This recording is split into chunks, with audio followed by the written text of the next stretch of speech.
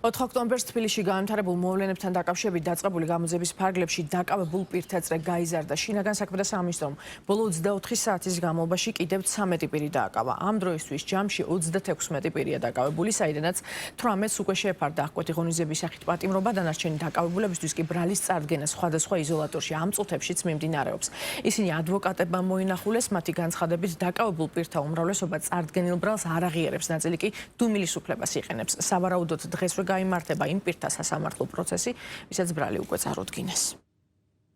ამ შემთხვევაში აღკვეთი ღონისძიების სახით პატიმრობის გამოყენების არანაირი აუცილებლობა არ არსებობს, გამომდინარე იქიდან, რომ რაც თავია ეს ადამიანი თავისი ნებით მივიდა, როცა ნახა ინციდენტი, როცა იცოდა, რომ აქციაზე იყო, მივიდა და მკითხა, მე ხო არ მეძებთო, ეს არის ის, რასაც გააკეთებდა ნებისმიერი კანონმორჩილი მოქალაქე, ეს არ არის იმ ადამიანის აქციელი, როგორცაც ახასიათებენ ხოლმე სამართალდამცავი ორგანოს წარმომადგენლები, ხალხს ვისაც უნდა რომ აქ რაღაცა ტერორისტული აქტები მოაწყოს. პირიქით ამგვარი ადამიანების მიმართ სახელმწიფო უნდა იყოს მადლობელი. ამ ეტაპისთვის იგი იყენებს დუმილის უფლებას, მას ბრალი წაუყენა საქართველოს სამართლის კოდექსის 225-222 მუხლების 19-222 მუხლებით, კერძოდ ჯგუფური ძალადობის მონაწილეობა და სტრატეგიული მნიშვნელობის ობიექტის ხელში ჩაგდების მცდელობა ორივე ჯგუფურად. დღეს გადმოგვცემენ საქმის მასალებს, მე რეკვესიოდუნება რაზდებს საქმის მასალაში. წარდგენილ ბრალდებას არ აღიარებს და შესაბამისად რას ბრალდებას უკავშირდება, არც ერთ ქმედებას არ აღიარებს. ზურაბ ჭავჭანიძე არ დაეთანხმა აღნიშნულ ბრალს და ამ შემთხვევაში ის